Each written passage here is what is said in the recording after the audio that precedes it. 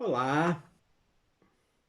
Ora, aqui estou eu mais uma vez para vos falar sobre a vida e a obra de um autor galardoado com o Prémio Nobel de Literatura. O meu nome é Sebastião Barata e hoje vou falar-vos de Mário Vargas Llosa. Ora, o Mário Vargas Llosa é um escritor, jornalista, ensaísta, professor universitário e político peruano, nascido em Arequipa, no sul do Peru, em 1936, que foi galardoado com o Prémio Nobel de Literatura de 2010. É um dos romancistas e ensaístas mais importantes da América Latina e um dos principais escritores da sua geração. Ora, antes de começar a desenvolver, eu quero dizer-vos que não tenho livros hoje de cima da mesa, tal e qual como não tinha quando vos falei de José Saramago. É que também de Vargas Llosa eu tenho muitos livros. Tenho 26 livros. E por isso eles estão atrás de mim, aqui atrás da minha cabeça. Começam aqui neste livro mais para o grená e vão terminar nesta ponta aqui, nestes 4 livros, de que eu vos quero falar no fim, se ainda tiver tempo, mais em pormenor.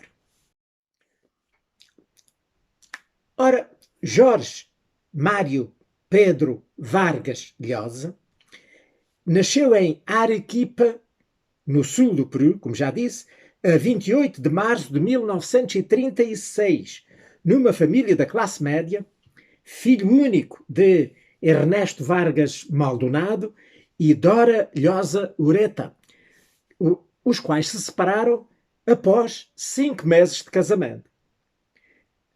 Portanto, a primeira infância do Llosa foi em Cochabamba, na Bolívia, onde o seu avô materno era cônsul do Peru. Entretanto, o avô obteve um importante cargo político lá para o norte do Peru, em Piura, pelo que a sua mãe retornou com a família ao país e passou a viver, portanto, naquela cidade. O Llosa acreditava que o seu pai tinha morrido, porque a mamã dele contava-lhe essa mentira, enfim, para esconder a separação tortuosa que tinha atravessado. Mas a verdade surgiu, tinha que surgir, e surgiu quando, em 1946, portanto, quando ele tinha 10 anos, o seu pai apareceu inesperadamente, lá em Piura, para o afastar dos avós maternos e o levar para Lima, a capital onde ele residia. Nessa altura, então, os pais reconciliaram-se e a mãe foi com eles para Lima e então, durante a adolescência do Llosa, eles viveram lá na capital. Mas o Llosa ficou marcado por esta mudança abrupta de uma educação muito mimada para o tratamento, o estilo de um pai autoritário. Pela primeira vez, ele descobriu o medo, a injustiça e a violência. Ao completar 14 anos, ingressou como aluno interno, por vontade do pai, no Colégio Militar Leôncio Prado, em La Perla. E aí permaneceu durante 2 anos, onde viveu experiências que marcaram a sua aversão pela instituição militar, que transpareceu mais tarde em vários dos seus romances. Depois, no ano de 1953, ele foi admitido, muito contra a vontade do pai, na tradicional Universidade Nacional Maior de São Marcos, em Lima, que era uma das mais antigas da América. E aí estudou Direito e Letras.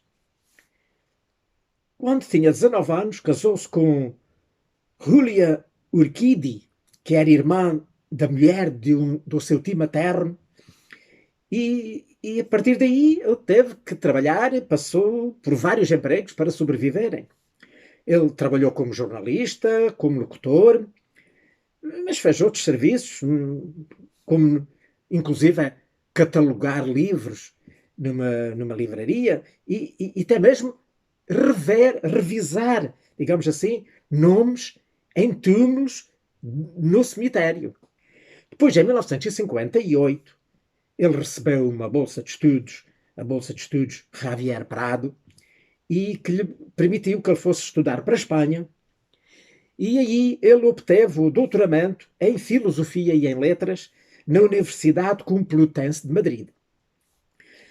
Em 1959, mudou-se para Paris e lá viveu até 1966.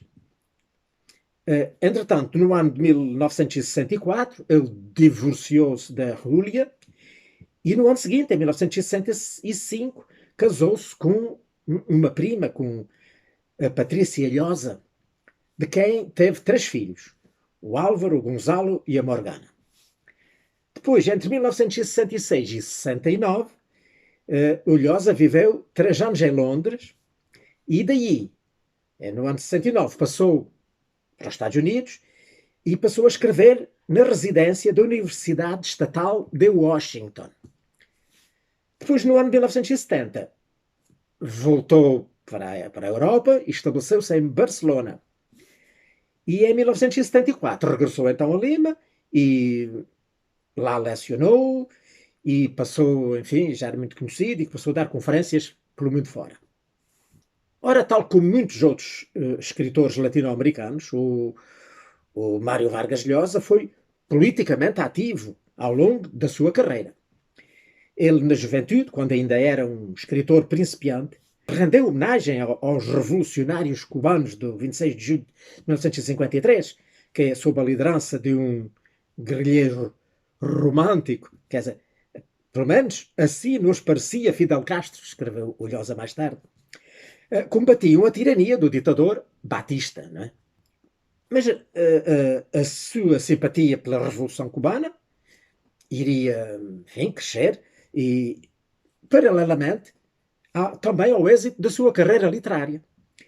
E também à reação que a sua obra sentia, não é? Lá na civilização, na sociedade muito, muito conservadora do Peru. Depois, em 1962, o seu romance, que retratava a vida lá no colégio militar e de que depois falarei mais à frente, foi violentamente criticado lá pelas autoridades do seu país, nomeadamente 2 generais que classificaram o Lhosa como um inimigo do Peru e um caluniador dos sagrados valores nacionais. Portanto, foi uma época em que o Lhosa apoiou radicalmente não só Cuba, mas os diversos movimentos de esquerda que proliferavam através da América Latina. Mas a sua postura começou a mudar quando ele visitou a URSS durante uma semana no ano de 1966. Para ele foi uma desilusão o que lá viu, ao ponto de declarar que, se fosse russo, certamente estaria preso ou exilado.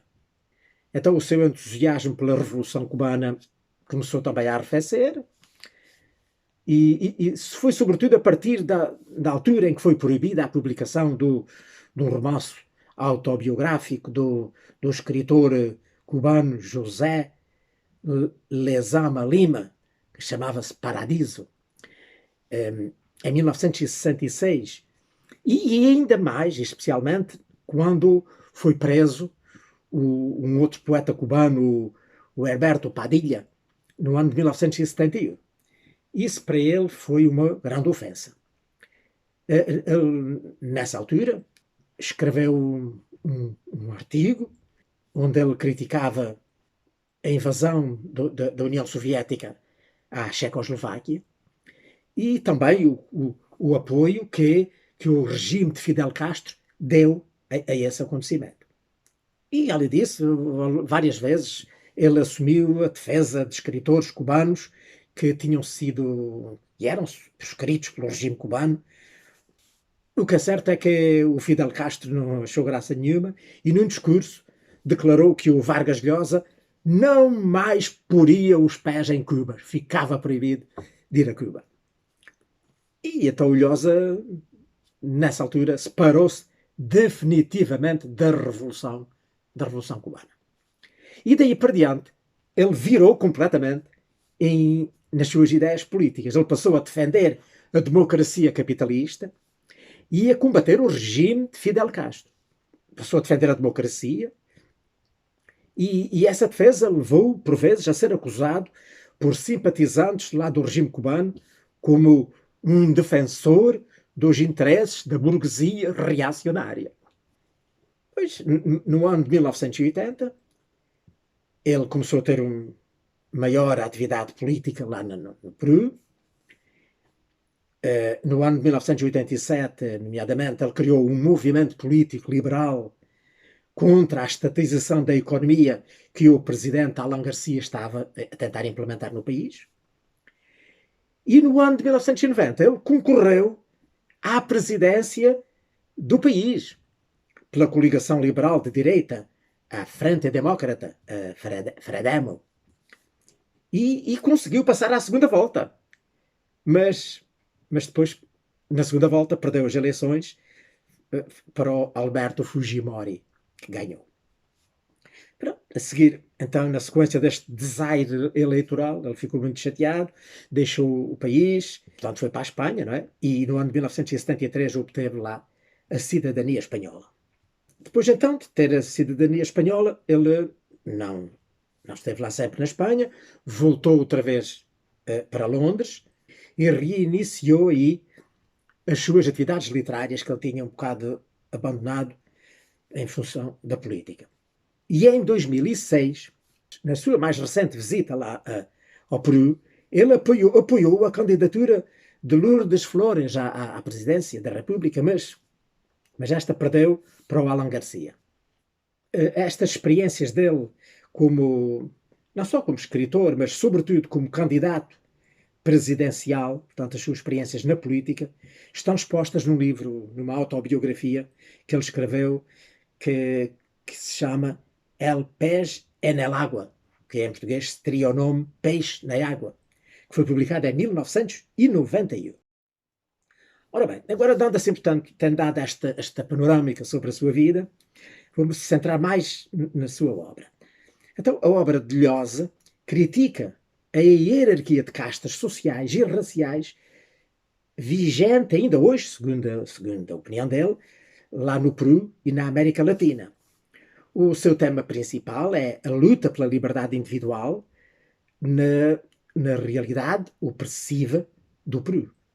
No princípio, juntamente com vários outros autores intelectuais da sua geração, ele sofreu grandes influências do existencialismo do Sartre, do Jean-Paul Sartre. Tem escrito prolificamente uma grande variedade de géneros literários, incluindo a crítica literária e o jornalismo. Os seus romances incluem comédias, mistérios de assassinato, romances históricos, thrillers políticos, enfim, os mais variados géneros de ficção. A sua longa carreira literária começou no já longo ano de 1959, quando ele publicou o seu primeiro livro.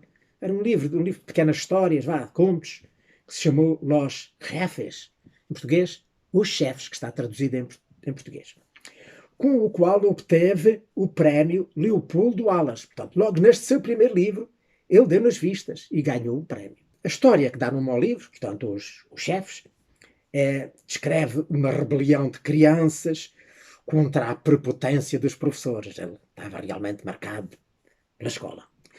Muitos dos seus escritos são autobiográficos, como, por exemplo, os mais conhecidos desse género são A Cidade e os Cães.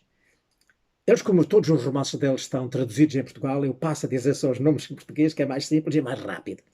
Portanto, A Cidade e os Cães, que saiu em 1963, A Casa Verde, em 1966, e A Tia Júlia e o Escrevedor, de 1977. Estes são, digamos, os seus romances autobiográficos mais famosos. A Cidade e os Cães, a ação passa-se lá no Colégio Militar do Leôncio Prado, né? onde ele foi forçado a estudar pelo pai, não é?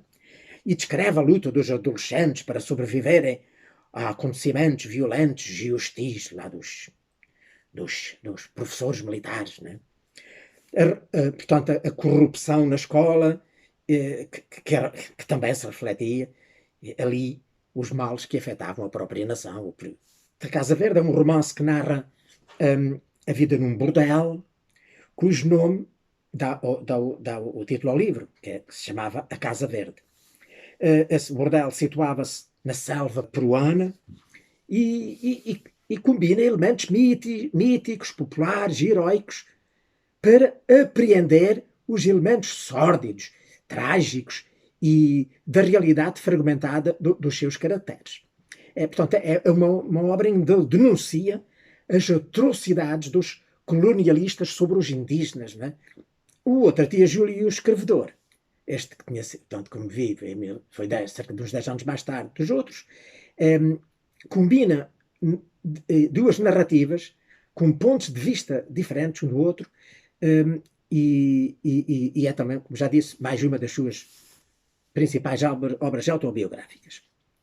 Mas o terceiro romance do Vargas Llosa chamou-se A Conversa na Catedral e saiu em 1969, que foi publicado em 4 volumes e que o próprio Llosa caracterizou como uma obra completa e que narra, portanto, fases da sociedade peruana sob a ditadura do Odria, nos anos 50. Portanto, há um encontro num bar que se chamava o La Catedral. Se encontra entre duas personagens. Um era filho do ministro e o outro era um motorista particular. E depois o romance caracteriza-se por uma sofisticada técnica narrativa que alterna a conversa entre estes dois personagens com cenas do passado, né? Portanto, do tempo da ditadura. Outras obras importantes do Llosa, agora então, digamos, mais ou menos por ordem cronológica, publicação, uma que se chama Os Cães, e que está traduzida em Portugal e publicada, aliás, já na altura originalmente foi, e cá em Portugal foi traduzida também, em conjunto com a reedição dos outros, Os Chefes. Portanto, é uma coletânea de histórias em que o primeiro, Os Cães, é um retrato psicanalítico de um adolescente que acidentalmente foi castrado, portanto, os chefes, como já disse, né, era aquela história das crianças na escola em luta contra a opressão dos professores. Depois, o romance seguinte é O Pantaleão e as Visitadoras, que foi publicado em 1973 e que constitui uma sátira acerca do regime militar e do fanatismo religioso.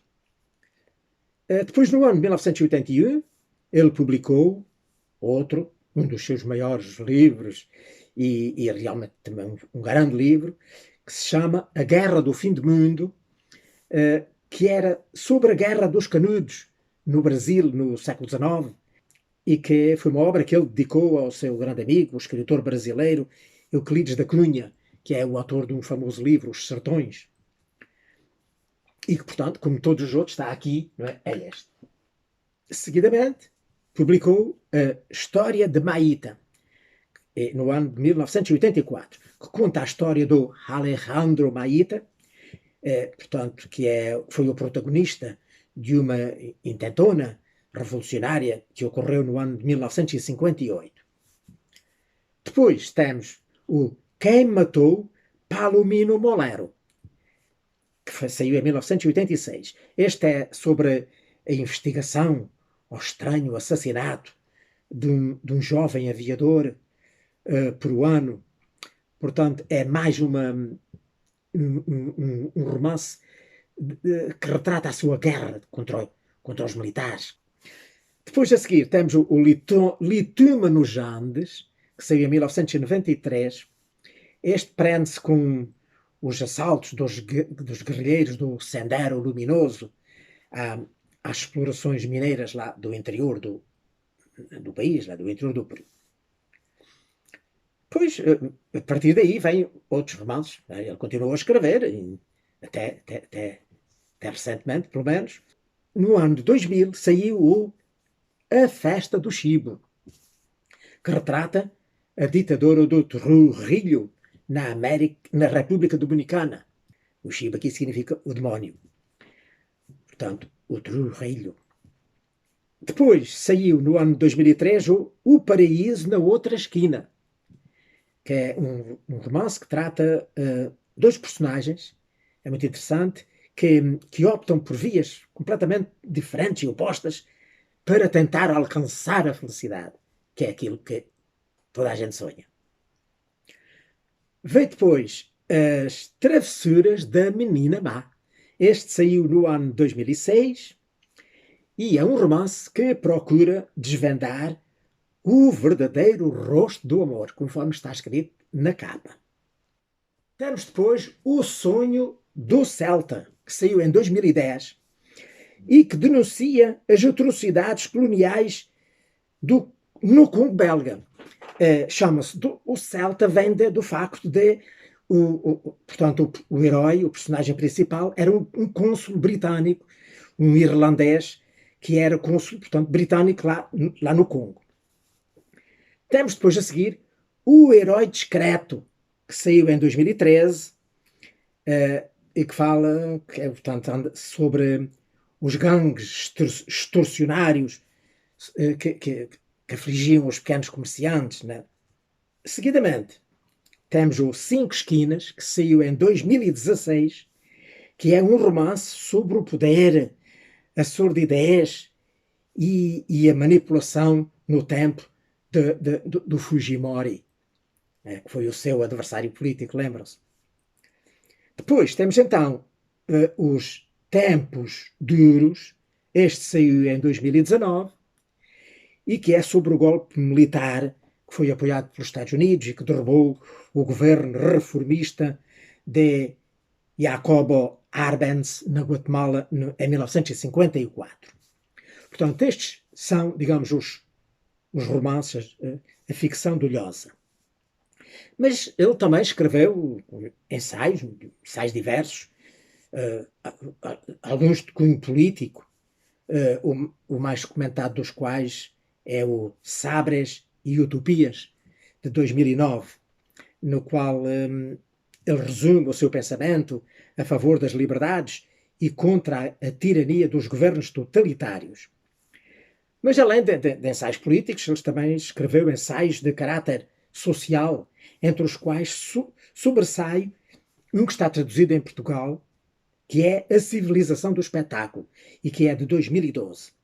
Nesse ensaio ele critica a sociedade frívola atual do nosso tempo, onde as pessoas se esforçam por ser conhecidas, por ser famosas, e ele critica isso. Escreveu também ensaios sobre escritores. Um deles é sobre o ficcionismo de Gabriel García Márquez, e que se intitula García Márquez, História de Deicídio, que saiu em 1971. Um outro é sobre o Gustave Flaubert, e que se chama La Orgia Perpétua, Flaubert e Madame Bovary, que é de 1975. Um outro, que é também muito interessante, em que ele compara os trabalhos do Jean-Paul Sartre e do Albert Camus, e ele fala sobre eles e o seu relacionamento, e que se chama, portanto, Entre Sartre e Camus, e que é de 1981. Depois, no ano de 2006, o Lhosa publicou um livro que se chama Cartas a um Jovem Romancista, e que é de facto um livro muito interessante e que eu aconselho a quem queira, sonhe vir a ser um escritor, porque isto é um autêntico curso de escrita criativa. Tem uma série de capítulos escritos como se fossem cartas dirigidas a um jovem ávido por conhecer como é que é a profissão de escritor, e então simula uma troca de correspondência, e todos os capítulos são como cartas dele em resposta às cartas desse candidato a escritor. Ora, o Lhosa, como disse no princípio, também foi dramaturgo, também escreveu, não muito, mas algumas peças. No ano de 1983, ele escreveu uma peça que se chamava La Senhorita de Tacna, que foi representada em inglês em Nova York. Foi estreou lá. Outra também, de peça famosa dele, é o La Chunga. La Chunga, que é de 1986 e que foi alvo de críticas muito favoráveis, tal e qual como a outra.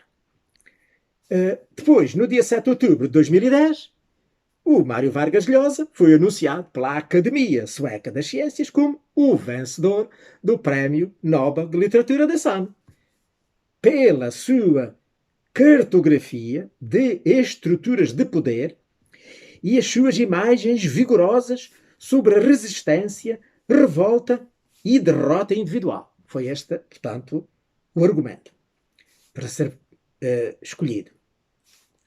Nessa altura, o presidente do Peru, que não era assim lá muito amigo do Lhosa, considerou que ele era um reconhecimento a um peruano universal.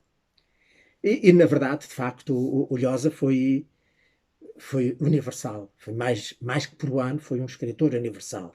Ele foi considerado ainda é vivo, graças a Deus, um dos protagonistas do chamado boom latino-americano, juntamente com outros nomes muito famosos, como por exemplo o Gabriel García Márquez, que é colombiano, o argentino Julio Cortázar e o mexicano Carlos Fuentes, isto só para dizer os mais conhecidos. Alguns críticos chegaram mesmo a considerar que Lhosa teve um impacto internacional e uma audiência mundial maior do que qualquer outro escritor latino-americano. Vários dos livros do Lhosa foram passados ao cinema, como por exemplo A Tia Júlia e o Escrevedor, além de outros. Ora bem, como já deu um bocado a entender, o Lhosa foi um homem muito premiado e condecorado. Ao longo da sua carreira, ele recebeu inúmeros prémios e condecorações, dos quais se destacam principalmente estes: o Prémio Rómulo Gallegos, que foi atribuído em 1967, o Prémio Cervantes, em 1994, um prémio que foi um marco importante na sua carreira literária, foi o Prémio Biblioteca Breve, que foi concedido por A Cidade e os Cães, que foi o seu primeiro romance, que lhe foi atribuído em 1963, porque o lançou, não é? Foi o início da sua brilhante carreira literária internacional, portanto é um prémio muito importante. Recebeu também o Prémio Nacional de Novela do Peru, no ano de 1967, atribuído ao seu romance A Casa Verde. Recebeu o Prémio Príncipe das Astúrias de Letras da Espanha, no ano de 1986, e o Prémio da Paz de Autores da Alemanha, que lhe foi concedido na Feira do Livro de Frankfurt, no ano de 1997. Ainda no ano de 1993, recebeu também outro prémio importante, que é o Prémio Planeta, muito conhecido, pelo romance Litúmanos Antes. Quanto a honrarias, ele é membro da Academia Peruana de Línguas desde o ano de 1977 e é também membro da Real Academia Espanhola desde o ano de 1994. Ele tem vários títulos de doutoramento, montes deles, concedidos pelas mais famosas universidades, tanto da Europa como da América e até da Ásia, entre os quais se destacam, por exemplo, a Universidade de Yale, que lhe foi atribuída em 1994, da Universidade Ben Gurion do Negev, que é portanto, de Israel, que lhe foi atribuída em 1998, a Universidade de Harvard, em 99, a Universidade de Lima, lá no Peru, em 2001, Oxford em 2003, a Universidade Europeia de Madrid em 2005, a Sorbonne também em 2005 e a Universidade Nova de Lisboa, em Portugal, que lhe foi atribuída em 2014. Ele foi condecorado também pelo governo francês com a Medalha da Legião de Honra no ano de 1985 e, para coroar tudo isto, como já vimos, em 2010, ganhou o Prémio Nobel de Literatura. Para terminar, esta parte, eu diria, e ainda uma coisa muito importante, para muitas pessoas, para outras não tem valor nenhum, que no dia 4 de fevereiro de 2011, o Lhosa foi elevado à nobreza espanhola pelo rei Juan Carlos I, com o título hereditário de Marquês de Vargas Llosa. Ora bem, eu, como tinha dito, como são tantos livros, não vou agora poder apresentá-los um, não é? Portanto, como já disse, eles estão todos aqui atrás de mim, daqui até aqui. Começa aqui, vão por diante, até ali. Eu agora queria falar era só destes 4 últimos que estão aqui. Que são 4 livros muito interessantes, porque todos eles andam à volta de uma criança que se chamava o Fonchito. Aliás, o garoto chama-se Alfonso. Alfonso, o Foncho, ou o Fonchito, né? É familiarmente chamado. E então, este conjunto de livros é formado por 2 livros para crianças e 2 livros para adultos. Assim, adultos, mas aqueles adultos bem adultos, porque são livros eróticos. Mas de um erotismo muito, eu diria que muito cândido, um erotismo muito engraçado, nada de assim de pornográfico, nada, um erotismo muito soft. E o primeiro foi o primeiro a ser publicado, foi o Elogio da Madrasta, em que assim, conta a história do pai do Fonchito, que era o Dom Rigoberto, que enviuvou quando ele tinha aquele menino de pequenino e casou novamente com a Dona Lucrécia. Portanto, casou em segundas núpcias. E ele, tanto ele como ela eram fogosos. E ele conta então aqui assim muitas das suas aventuras. Depois, esta história foi continuada por esta, que se chama Os Cadernos de Dom Rigoberto. Ora, o que é que aconteceu? Quando foi no fim daquele, o Dom Rigoberto expulsou a mulher de casa. Mas porquê é que ele fez isso? Porque o malandro do Fonchito estava a crescer, já era um adolescentezinho, parece que saía ao pai e a madrasta não lhe resistiu. E ele inocentemente foi contar tudo ao pai. Até escreveu uma redação tão linda que mostrou ao pai. O pai ficou danado e expulsou a mulher. E então, neste livro, contamos a reversão da história. Portanto, o Fonchito ficou muito triste do pai de abandonar a madrasta que ele adorava. E depois tudo fez até para que eles se reconciliassem. E ela voltou outra vez para casa e voltaram outra vez a ser felizes. Mas será que o Fonchito continuou a lançar-se à madrasta? Ou não? Ou ganhou o juízo? Por acaso isso tiver acontecido, como é que reagiu o Dom Rigoberto? Será que expulsou a mulher outra vez de casa? Ou não? Portanto, são 2 romances fabulosos, maravilhosos. Mas o Fonchito aparece em mais 2 livros. Estes para crianças. Isto aqui é o interessante. Contam as histórias do Fonchito. Esta aqui era quando o Fonchito ainda era muito pequenino, e então chama-se Fonchito e a Lua, e é uma pequenina história em que ele andava lá no colégio e começou-se a namorar lá de uma menina, mas a menina não ligava nenhum, mas ele um dia encheu-se de coragem e chegou-se a ela e disse-lhe: dás-me um beijinho.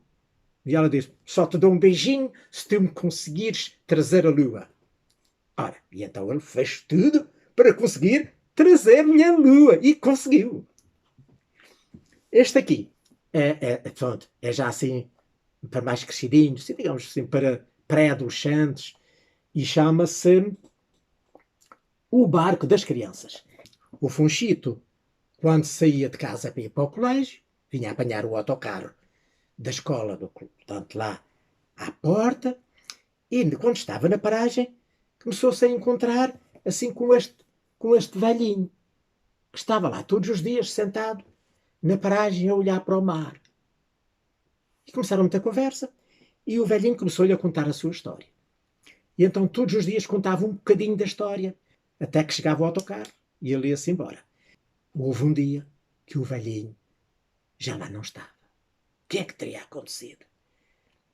Porque o velhinho contava-lhe uma história sobre um barco fantástico, cheio de crianças, que voava pelos mares, que corria ao mundo inteiro e dava a entender que ele era uma dessas crianças, mas que tinha cometido uma traquinice e tinha saído do barco e agora sonhava com voltar lá um dia e, quem sabe, poder voltar a ser outra vez criança.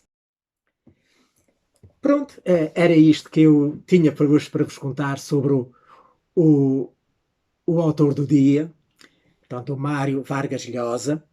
Espero que tenham gostado e que para a semana cá estejam de novo para ver o novo vídeo que eu, se Deus quiser, e se tiver vídeo de saúde, vou publicar. Ora, passem muito bem.